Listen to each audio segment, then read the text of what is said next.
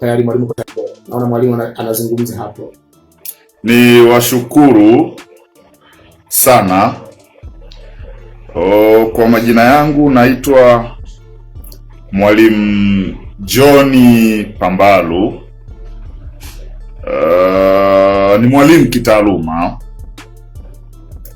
Ni mwalimu kitaaluma.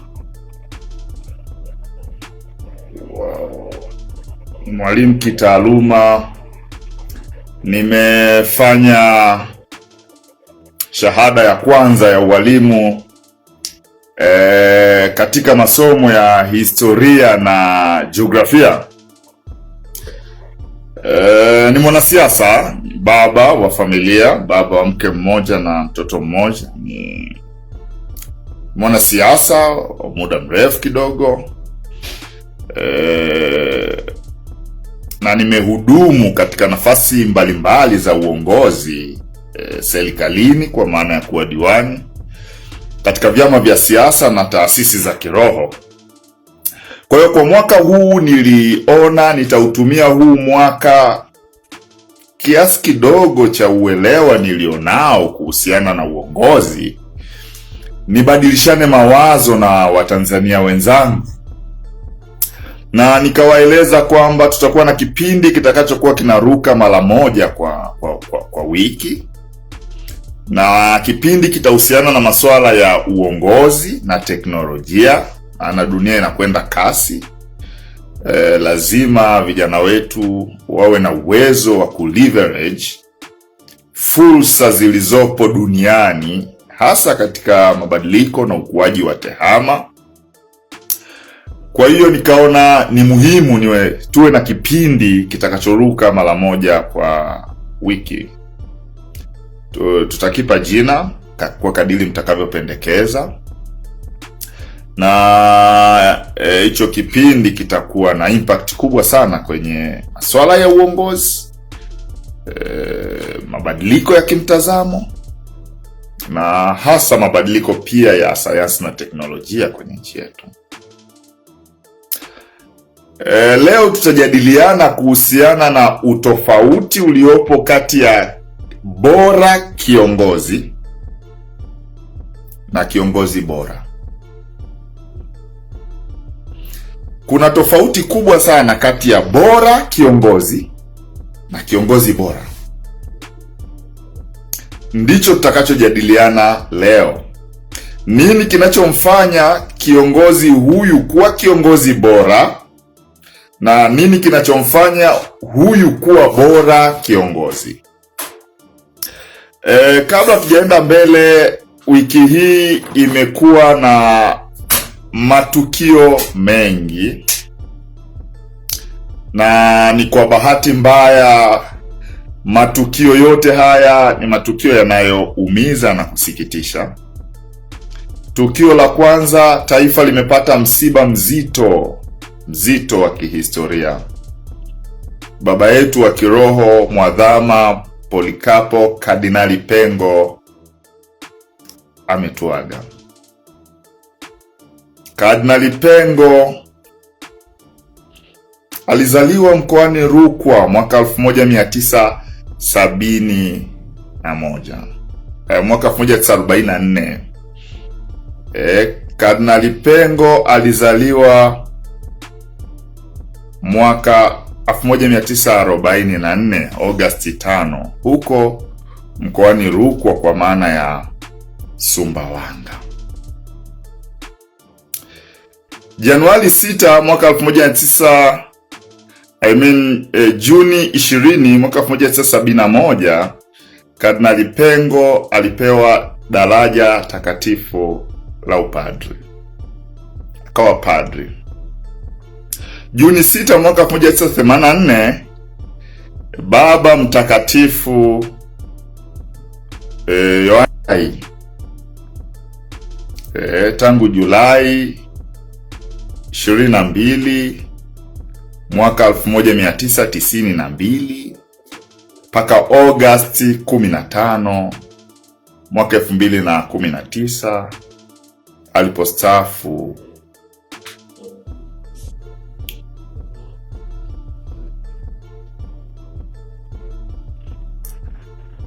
Raha ya milele umpe Bwana, na mwanga wa milele umwangazie. Kardinali Pengo apumzike kwa amani. Raha ya milele umpe Bwana, na mwanga wa milele umwangazie. Kardinali Pengo apumzike kwa amani. Raha ya milele umpe Bwana, na mwanga wa milele uangazie. Kardinali Pengo apumzike kwa amani. Niendelee kuwasihi ambao mnatusikiliza na ambao mnatufuatilia kupitia akaunti mbalimbali za kijamii. Akaunti ya Facebook ya John Pambalu, akaunti ya Facebook ya Chadema Daima, akaunti ya Facebook ya Chadema ni Brad, na akaunti ya Facebook ya ndugu Shija Shiveshi. Muendelee kushare live, share na watu wengine waweze kutazama. Share, the more una share ujumbe unazidi kwenda. Lengo letu ni kutransform nchi yetu. Lengo letu ni kuibadilisha nchi yetu. Lengo letu ni kwamba wanaoongozwa na wanaoongoza kila mmoja ajue wajibu wake na haki yake.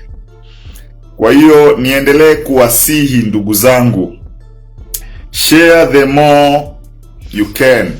Share kwa kadili unavyoona inafaa. Lakini pia nitaendelea kusoma jumbe zenu. Nitatumia page yangu binafsi ya John Pambalu kusoma ujumbe wenu. Mada yetu ya leo ni tofauti kati ya bora kiongozi na kiongozi bora. Kuna tofauti kubwa sana kati ya bora kiongozi na kiongozi bora. Kwa bahati mbaya, bara la Afrika, kwa bahati mbaya Tanzania, tuna changamoto ya kuwa na viongozi bora. Tuna bora viongozi. Tutaenda tukajifunze kwa kina. Wiki hii pia kumetokea tukio baya kwa hadhi na heshima ya nchi yetu ya Tanzania. Tarehe 17 mwezi wa pili 2026 katika nchi ya El Salvador, meli iliyosajiliwa Tanzania kwa maana ya Zanzibar imekamatwa na tani 6.6 za cocaine. Meli ambayo usajili wake ni wa Tanzania imekamatwa na tani 6.6 za cocaine kwa tarehe 17. Meli yenye urefu wa futi 180 ambayo wanaume 10 ndani yake walikamatwa. Na Februari 26, 2020, Gerson Msigwa akakili hadharani kwamba meli ile imesajiliwa Zanzibar. Kwa namna yoyote, hii ni alama mbaya kwa taifa letu. Na ni kwa bahati mbaya kwa sasa nchi yetu imekuwa ikizungumzwa kwa mambo yasiyokuwa positive tunapozungumzia jumuiya ya kimataifa. Kumekuwa na challenge ya mauaji, najua, utekaji, utesaji wa wakosoaji wa serikali, mikataba tata kama ya DP World na mingine. Haya na mengine mengi yameleta taswira mbaya kwenye nchi yetu katika kipindi cha hivi karibuni. Lakini kama hiyo haitoshi, sasa kuna ili nalo limezuka la meli iliyosajiliwa Zanzibar, Tanzania, kukamatwa ikiwa na tani 6, yani kilo 6,600 za cocaine. Hilo nalo limejiri katika wiki hii. Kwa unayenisikiliza, endelea kushare live, endelea ku comment. Nitasoma jumbe zenu kupitia ukurasa wa John Pambalu, nitasoma jumbe zenu. Kwa hiyo endelea kushare live yetu iweze kwenda mbali zaidi. Endelea kucomment, Nitasoma comment zenu. Ninaona hapa kakaangu Mohamed Musa yupo. Karibu sana. Tunajua kwamba kuelimisha watu juu ya utawala bora kuna wakera walio wengi kama kakaangu Mohamed Musa, lakini bila elimu hamwezi kubadilika. Lazima tutoe elimu itakayobadilisha nchi yetu. Kuna King Fulke, Datius Lwenjuna apumzike kwa amani Mwadhama Pengo. Bageni ongea baba, wewe ni kijana wa kanda ya Ziwa ambao ni gold. Sasa gold ili ipite sokoni lazima ipite kwenye fire. Asante. Nawashukuru kwa comment nyingi sana ambazo zinakuja.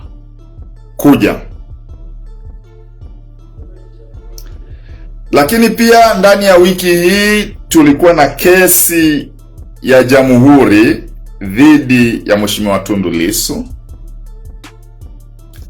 na kesi ilikuwa inaendelea katika kutoa ushahidi. Upande wa Jamhuri ulikuwa unatoa ushahidi wake, ulikuwa unaleta mashahidi wake.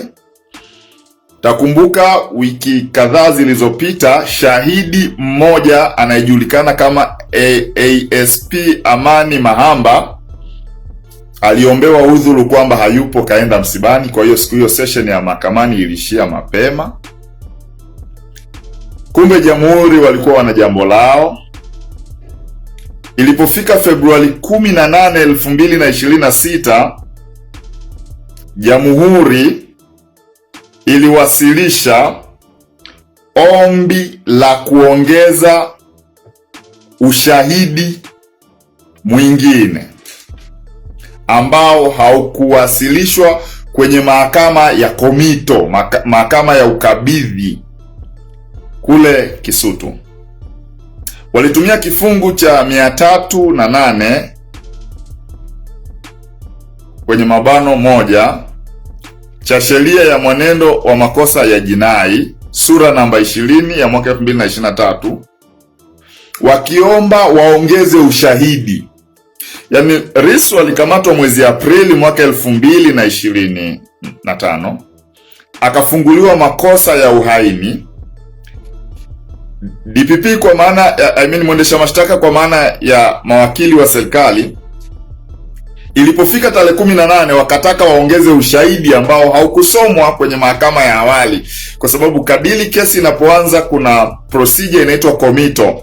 Kwenye komito ndio unaeleza kesi ilivyo, msingi wake, unaeleza mashahidi utakao kuwa nao, unaeleza ushahidi utakao kuwa nao, unaeleza na vielelezo utakao kuwa nao. Sasa ilipofika 2026 Februari 18, Jamhuri inasema inataka iongeze maelezo mengine. Maelezo yanahusiana na nini? Eti Tundu Lissu alivyohusika kwenye mauaji ya 2025 Oktoba 29. Unagundua nchi yetu imeharibika kwa kiwango cha juu sana. Oktoba 29, wakati mauaji yanatokea, Tundu Lissu alikuwa gerezani.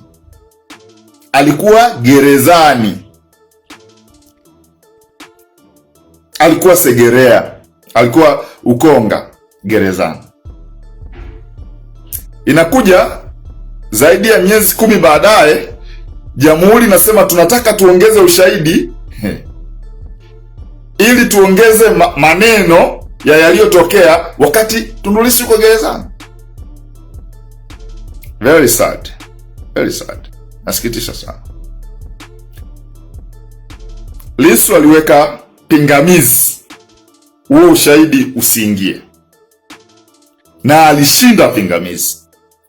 Mahakama ikaamua kwamba hamkuyasema kwenye komito, hamwezi kuyasema, kwa hiyo kesi iendelee, usomwe ule ushahidi tu ambao mlisema mlikuwa nao wakati mnamkamata mwezi Aprili 2025. Haya ya Oktoba hapana. Baada ya ile kesi, Jamhuri ikaomba mapumziko kidogo kwamba wamuandae shahidi wao Amani Mahamba. Kumbe wana faili marejeo, mahakama kuu, mahakama ya rufaa ilejee ruling, ilejee hukumu iliyotolewa kwamba hayo maneno ambayo hayakuzungumzwa wasiyazungumze sasa. Wakati haya yote yanatokea, serikali inaimba maridhiano. Wanaimba maridhiano wakati nyuma ya migongo wameshika kamba ya kumnyongea Tundu Lissu. Why? Kwa sababu haya mambo ya kuleta ushahidi ambao haukuwepo yanalenga kulazimisha Tundu Lissu kukutwa na hatia. Mmeharibu nchi yetu, imetosha, msiende hiyo ruti. Nina washauri mnaonisikiliza, hapa tulipofika nchi inahitaji healing, hahitaji kuendelea kuumizana. Mnazungumza maridhiano na nyuma yake mnataka mlazimishe kuongeza maelezo ambayo hamkuyasema awali ili mumkute Tundu Lissu ana hatia. Watanzania sio wajinga. Kwa maoni yangu mimi, Watanzania sio wajinga. Sio wajinga kabisa. Mliframe case, mlileta mashahidi. Lissu alivyo genuine ameamua kujitetea mwenyewe, kajitetea mwenyewe. Kawachanachana mashahidi wa jamhuri. Sasa wanaona kesi imekosa msingi, wanataka waongeze ushahidi mwingine ambao hawakusema awali. Acheni kuumiza nchi. Mimi huo ndio ushauri wangu. Acheni kuumiza nchi. Acheni kuumiza nchi. Acheni kugawa taifa.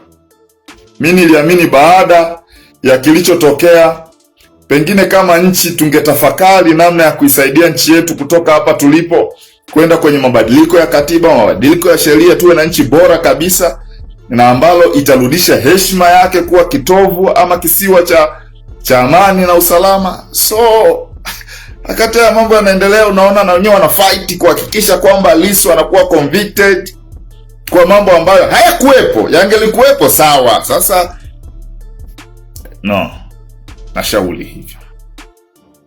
Lakini pia tumeendelea kuwa na kesi ya Yohana Kaunya na wenzake kule Bunda wanaotuhumiwa kwamba walichoma nyumba ya Mzee Wasira. Mzee Wasira mwenyewe hataki kutokea mahakamani, anamtumia dada anaitwa Veronica. Na kwenye ile kesi wako watoto wa miaka 14, 14 teenagers. Mzee Wasira kuwa na huruma. Kuwa na huruma. Watoto wa miaka 14, vijana ambao watu wa ustawi wa jamii wanalazimika kwenda gerezani kuangalia ustawi wa wale watoto, kwamba na wao ni miongoni mwa watu 20 waliohusika kuchoma nyumba ya Mzee Wasira. Mimi si shadadi uharibifu wa mali, lakini Mzee Wasira nakusii tena, kama kijana wako, we kama mzee wa nchi yetu,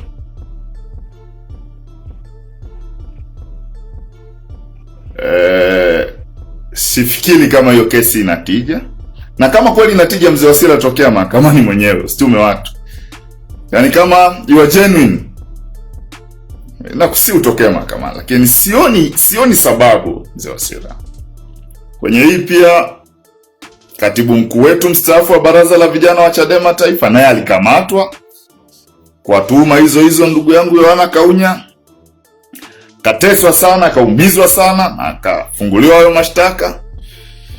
Lakini watu wanapaswa waelewe, mwaka 2015 wakati Esther Bulaya anamshinda Mzee Wasira ubunge wa Bunda, strategist wa Chadema alikuwa Yohana Kaunya. Very smart guy.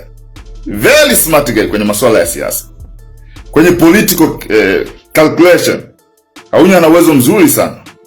Kijana mpole, mkimya. So Mzee Wasira chuki na Kaunya ya tangu mwaka 2015, hebu ifike mwisho sasa. Ni baba wa watoto yule, ni mme wa watu. Kuendelea kumshikilia kwa sababu ya chuki za kisiasa, kumpa mashtaka ambayo sifikiri kama ni sawa. Mzee Wasira, mimi nakusii tena kama kijana wako, sioni sababu ya kuendelea jambo hilo. Tulikuwa na wiki ambayo ilikuwa very complicated. Tumekuwa na wiki ambayo iko very complicated, nimeyazungumza yote. Nina nusu saa sasa ya kuzungumza tofauti kati ya kiongozi bora na bora kiongozi. So ili uweze kujua tofauti kati ya kiongozi bora na bora kiongozi, ni muhimu kwanza ukajua kiongozi ni nani. Kiongozi ni mtu anayeathiri wengine au anayeshawishi wengine au anayeelekeza wengine au anayewafanya wengine kwa pamoja wafikie malengo ya pamoja. Kwa hiyo kiongozi ni mtu anayeathiri wengine, anayeelekeza wengine, anayewashawishi wengine katika kufikia malengo ya pamoja. Huyo ni kiongozi, regardless amechaguliwa ama hakuchaguliwa, ila ni mtu tu ambaye ana uwezo wa kushawishi, mtu ambaye ana uwezo wa kuelekeza, mtu ambaye anaweza kuathiri wengine ili wakafikia malengo ya pamoja. Huyo tunamwita kiongozi.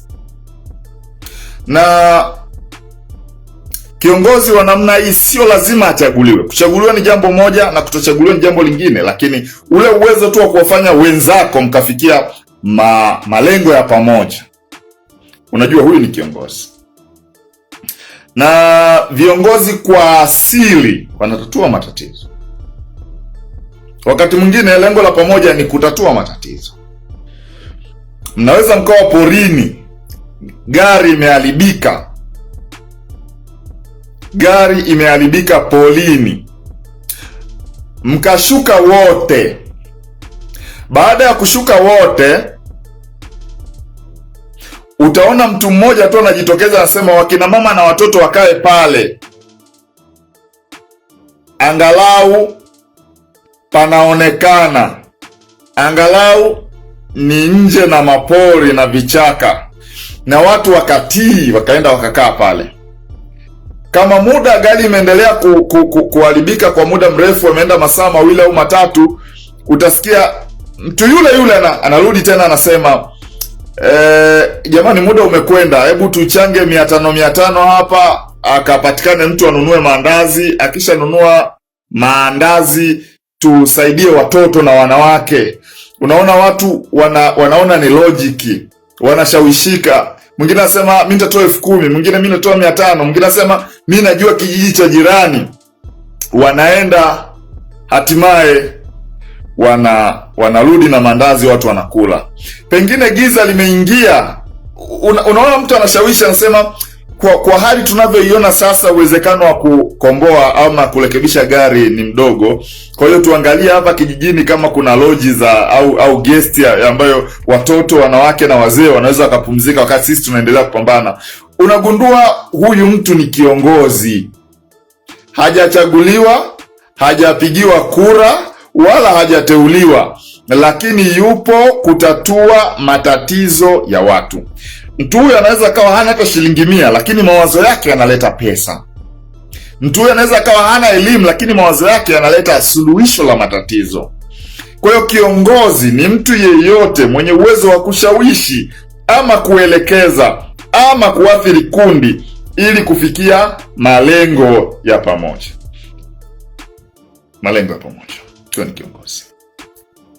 Sasa uongozi ni mchakato wa kuwezesha watu au taasisi kuyafikia malengo.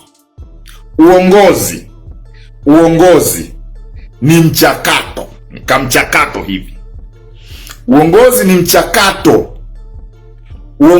mchakato wa kuwezesha watu au taasisi kuyafikia malengo ya pamoja.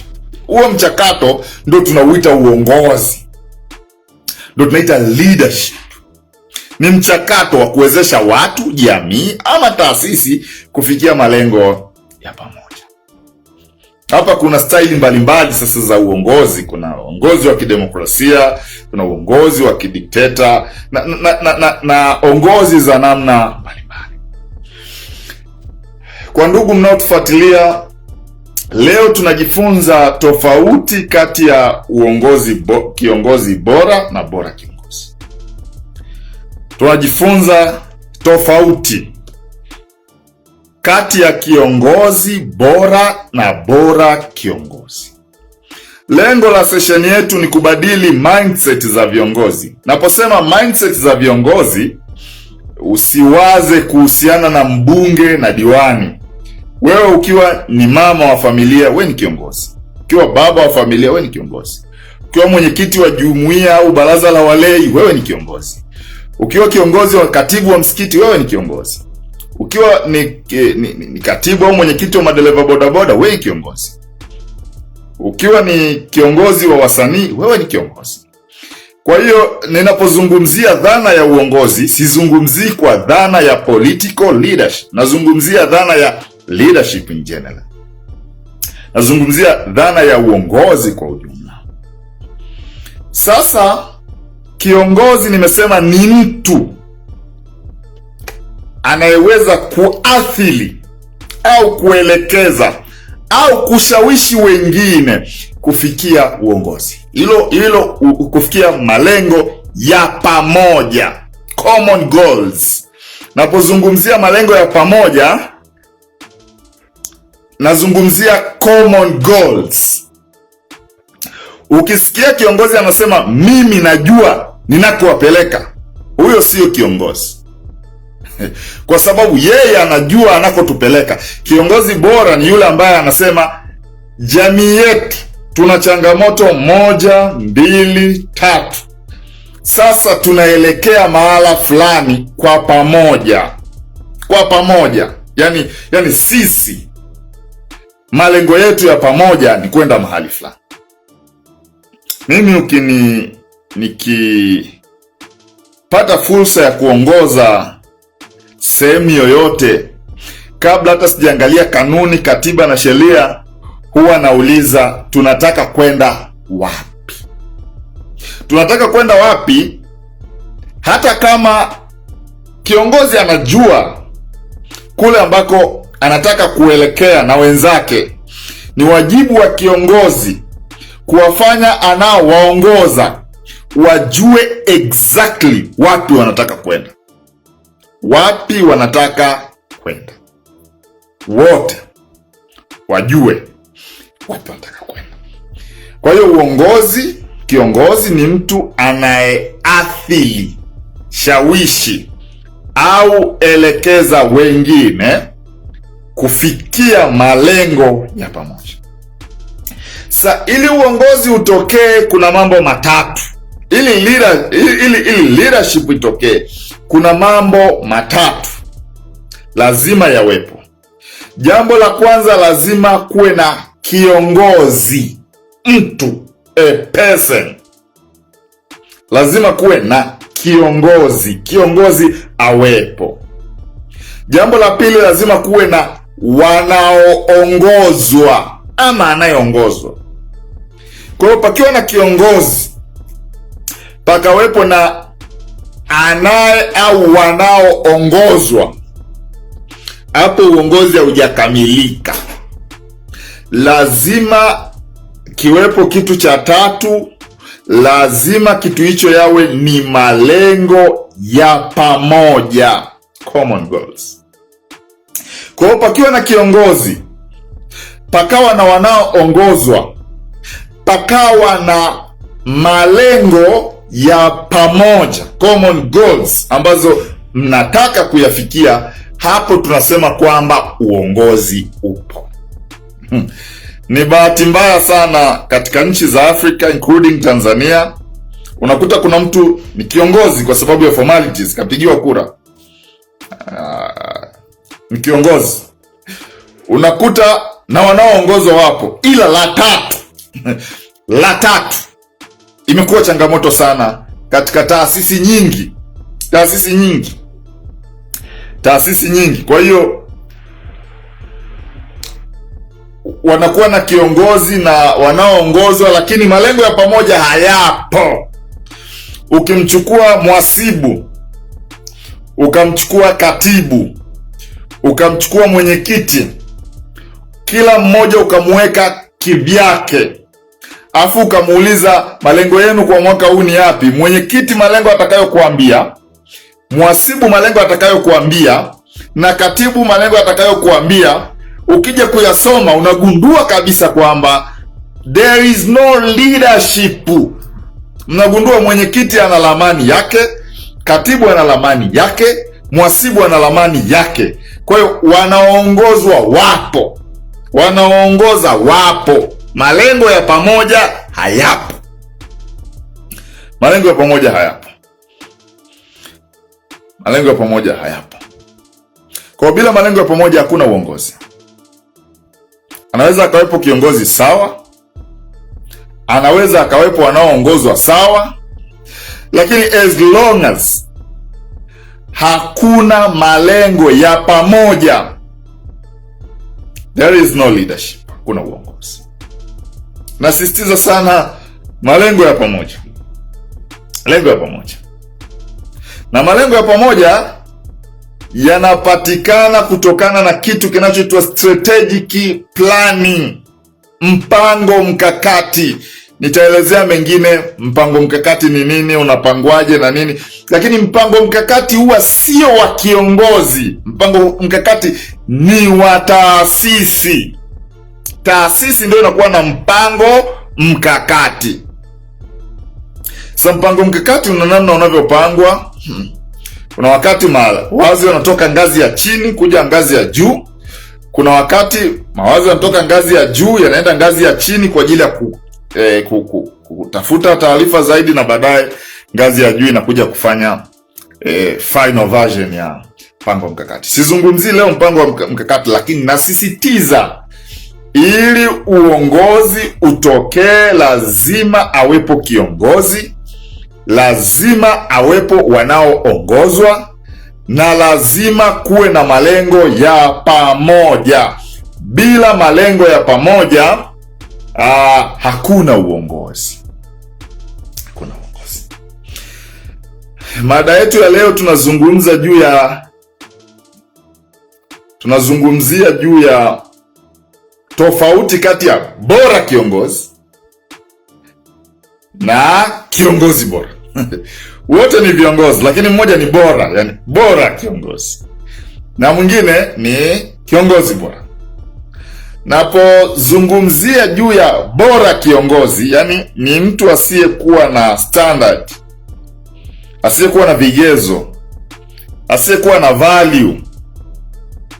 Huyu tunasema ni yani ni bora, ni kiongozi bora, ni bora kiongozi. Bora kiongozi. Na kiongozi bora kiongozi, yani hafiti vile vigezo, lakini bora kiongozi. Na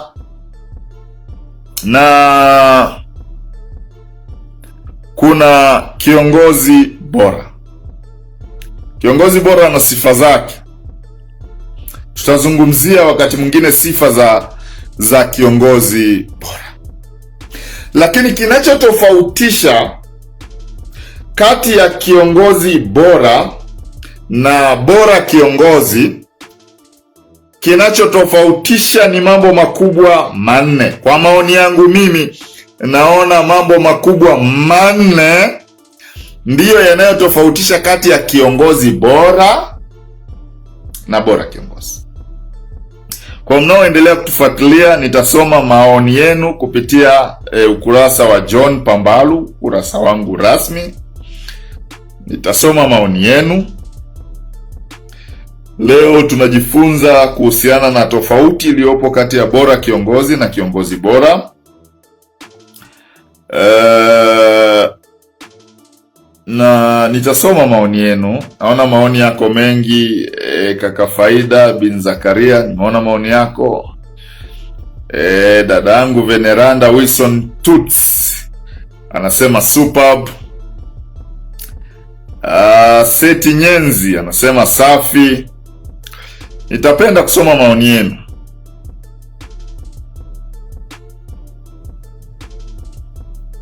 Nitapenda kusoma maoni yenu. Mnaona nini kati ya kiongozi bora na bora kiongozi?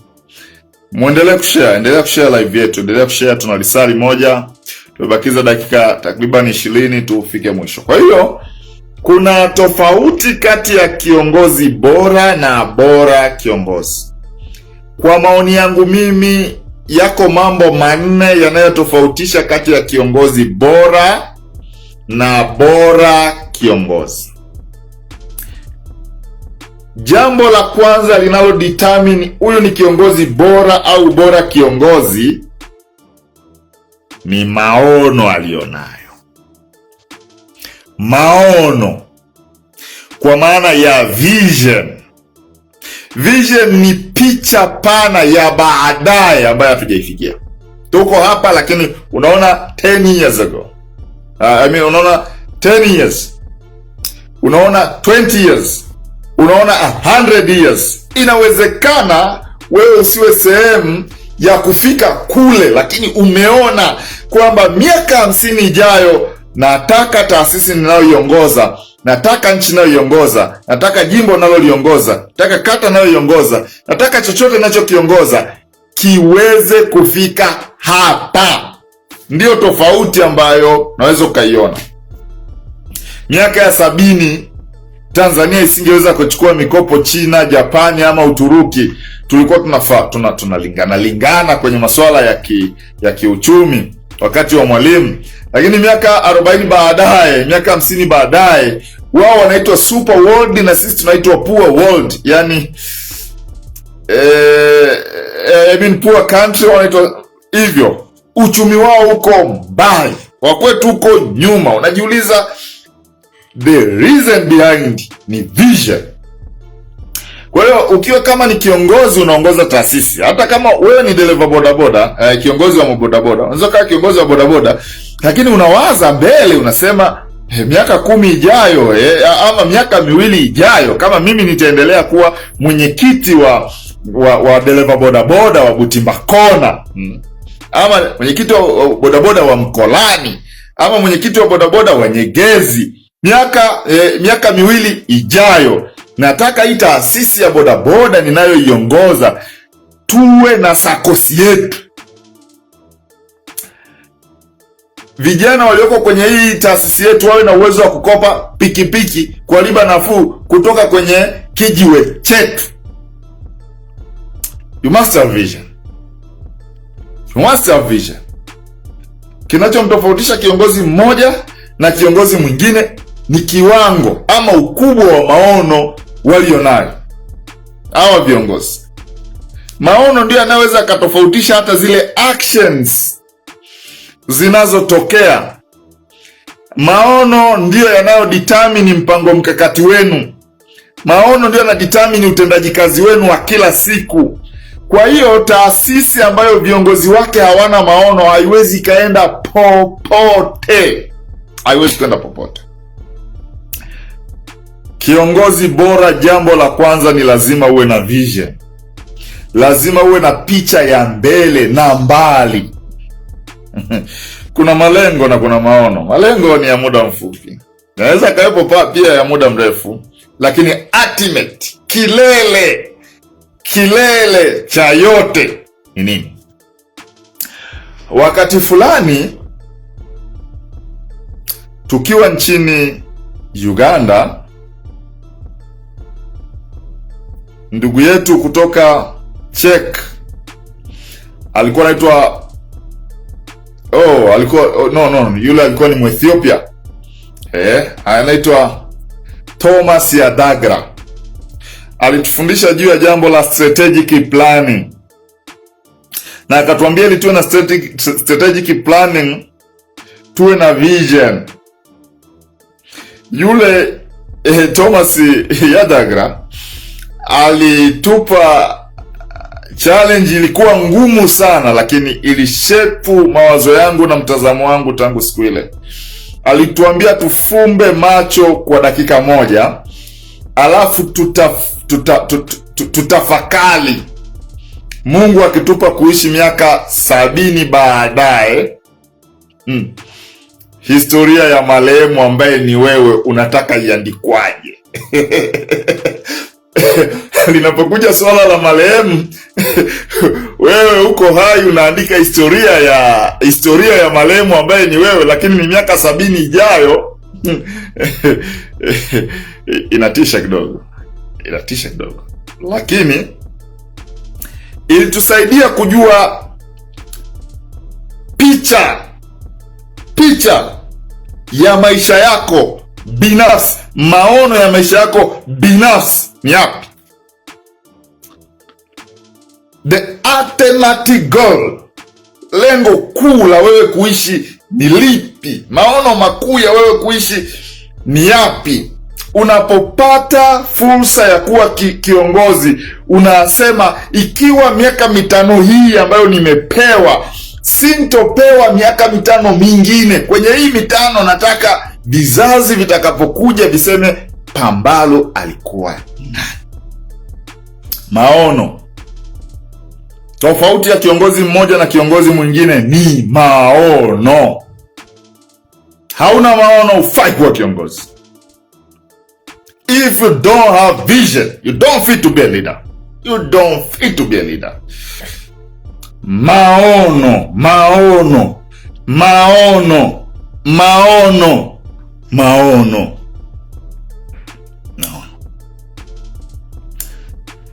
Mwalimu Nyerere wakati fulani walitaka kuchimba madini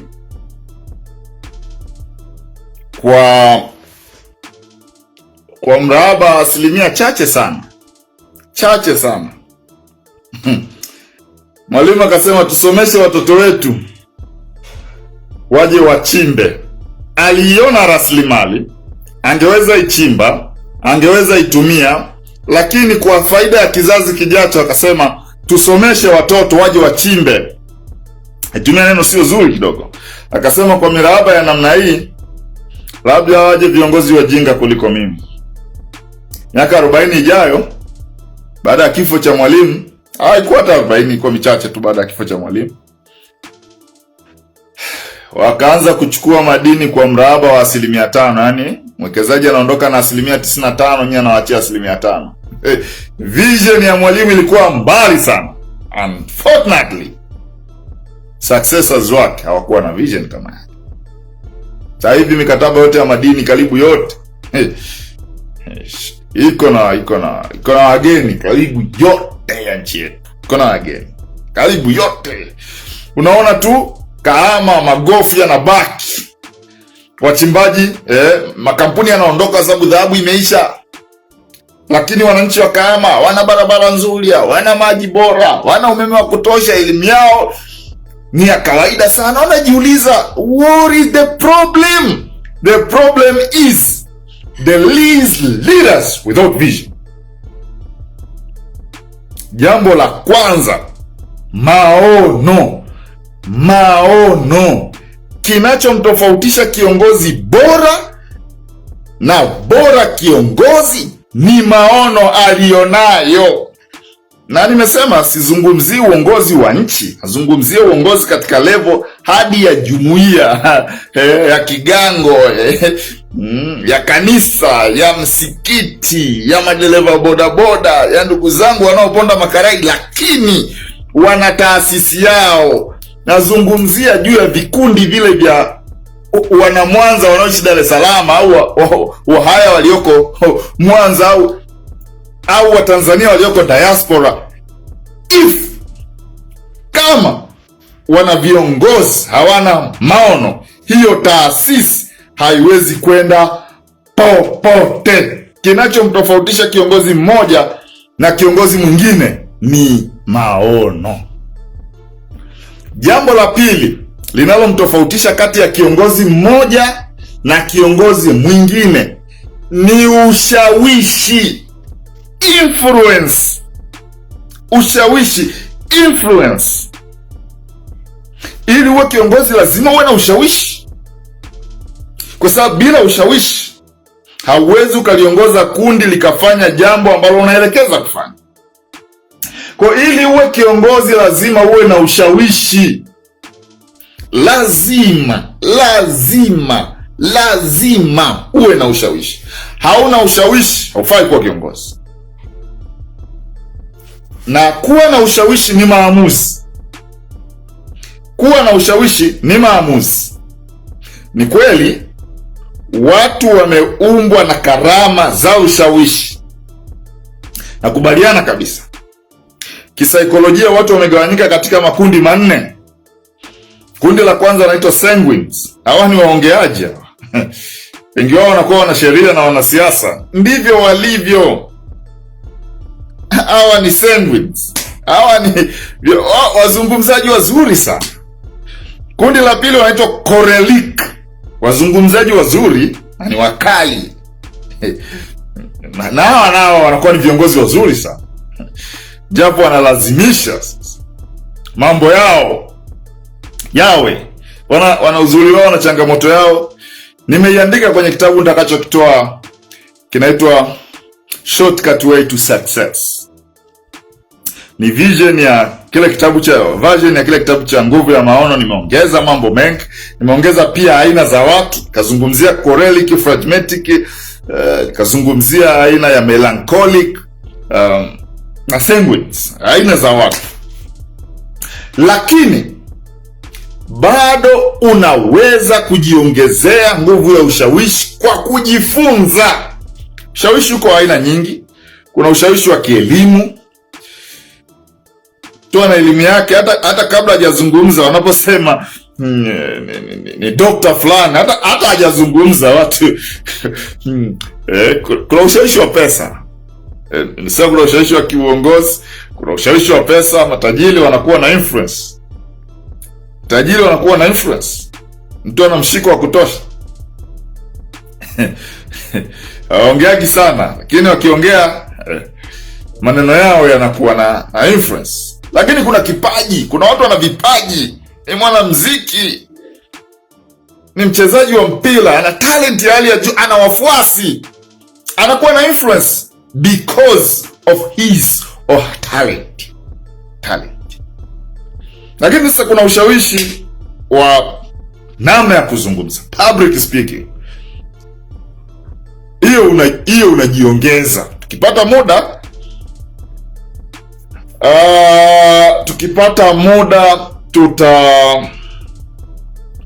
tutajifunza namna ya kuwa mtu mwenye ushawishi. Kuna mambo mengi yanaweza kufanya kuwa mtu mwenye ushawishi. Jambo la tatu linalotofautisha nimesema la pili linalotofautisha kati ya kiongozi bora na bora kiongozi ni ushawishi. Amesema kuwa na ushawishi ni kuchukua hatua, ni kuamua kujifunza kuwa na ushawishi. Jambo la tatu linalotofautisha kati ya bora kiongozi na kiongozi bora ni uwajibikaji. Namna unavyowajibika, namna unavyosimamia walioko chini yao kuwajibika kutimiza wajibu wao. Kuna baadhi ya viongozi hawawajibiki. Yaani anataka apendwe na watu wote. Yaani hata kama kuna pande zinahasimiana, anataka apendwe na upande A, apendwe na upande. Huwezi kuwa kiongozi. Ukitaka kupendwa na kila mtu, kauze ice cream. Hiyo utapendwa. Lakini if you are a leader, lazima uwe mtu wa kuwajibika. Kwa mfano, wakuone. Wanaokuongoza wakikuona, wanaona kuna uwajibikaji, kuna kutimiza majukumu.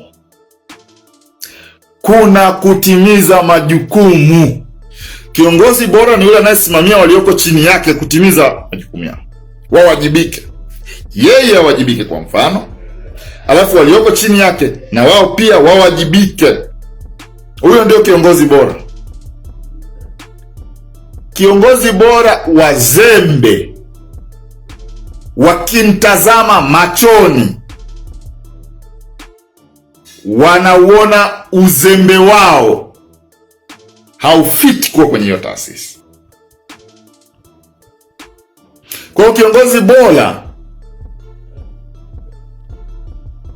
kiongozi bora ni yule anayewajibika mwenyewe na anayesimamia walioko chini yake kuwajibika.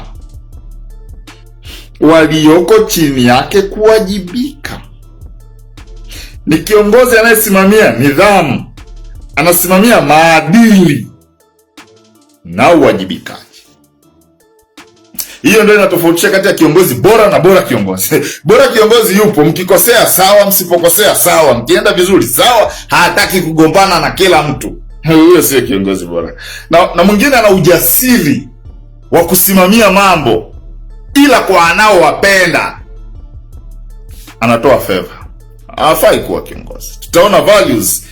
Tutaona values za kiongozi kwa wakati mwingine. Mwisho, kiongozi bora lazima awe na empathy, utu, awe na ubinadamu, awe na uwezo wa kuhudumia wengine.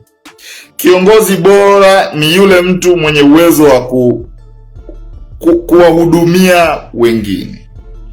Yaani ni kiongozi anayeweza kuguswa na watu wanaowaongoza. Utu. Ukiwa kiongozi bora lazima uwe na utu,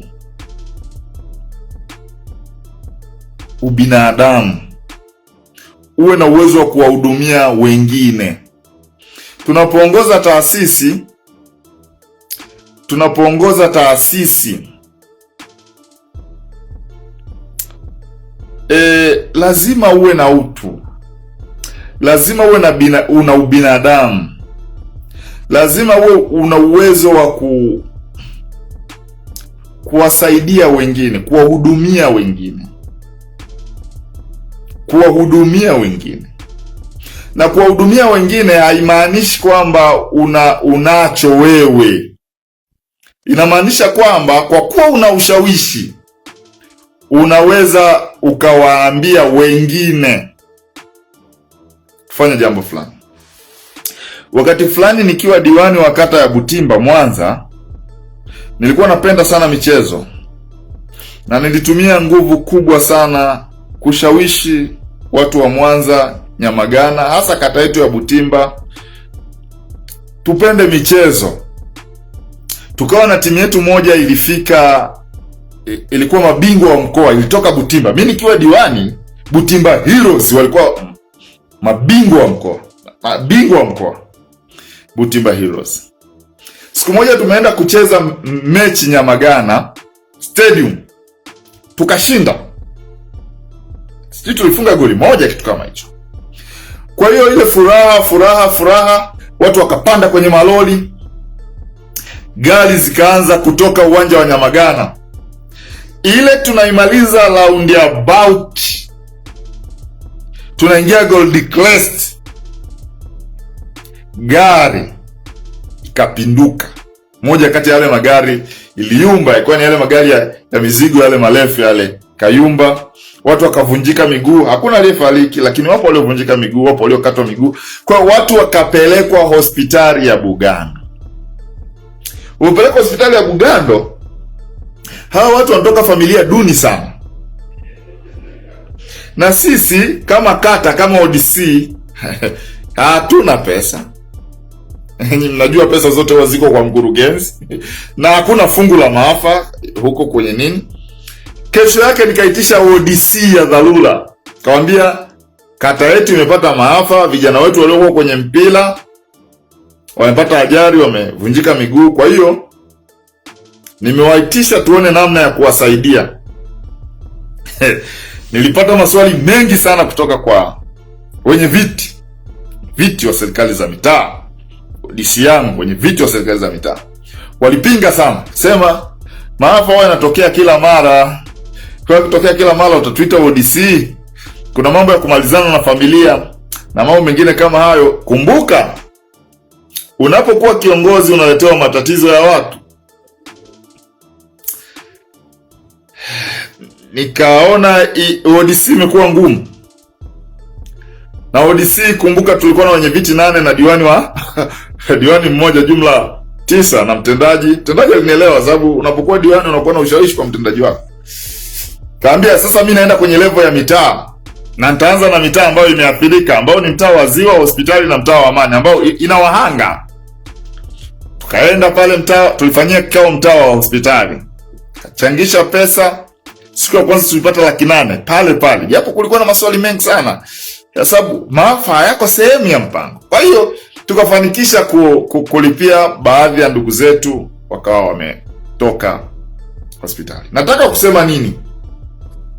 Ili uwe kiongozi lazima uweze kugusa maisha ya watu pale jambo linalotokea. Nimetolea mfano mimi kwenye kata yangu ya Butimba lililogusa watu wengi, lakini kwenye taasisi ambazo tunaziongoza anaweza kawepo mtu mmoja tu ana changamoto yake na ametafuta mtu wa kumshirikisha, amekosa, akaamua kushirikishe wewe, sio kaka yake wa damu, sio dada yake wa damu, sio ndugu yake. Ule uwezo wa kugusa maisha ya mtu mwingine, that is the differences between kiongozi bora na bora kiongozi. Kwa hiyo tunapohitimisha leo, kinachotofautisha kiongozi bora na bora kiongozi, jambo la kwanza ni maono. Jambo la pili ni ushawishi.